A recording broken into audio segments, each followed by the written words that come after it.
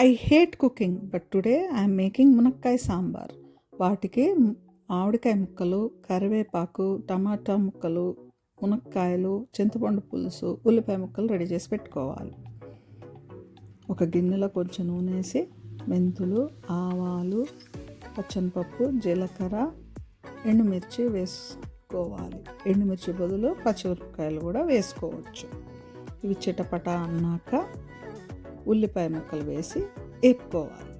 ఉల్లిపాయ ముక్కలతో పాటు మునక్కాయ ముక్కలు కూడా వేయాలి. మునక్కాయ ముక్కలు ఉడకాలంటే కాసినంత నీళ్లు పోసి ఒక 2-3 నిమిషాలు మూత పెట్టి వాటిని ఉడకనివ్వాలి. అలా ఉడకటం వల్ల మునక్కాయ సాఫ్ట్గా ఉంటుంది.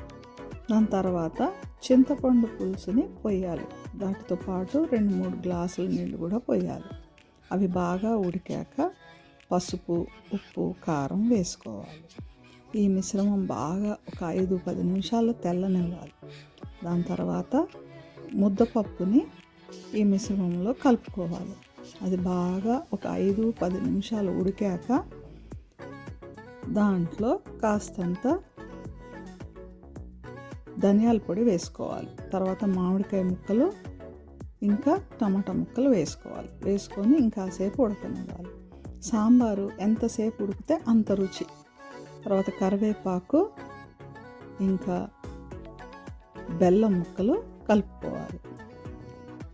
ఇంకా మన రుచికరమైన మునక్కాయ సాంబార్ రెడీ. టట్టటాయ్.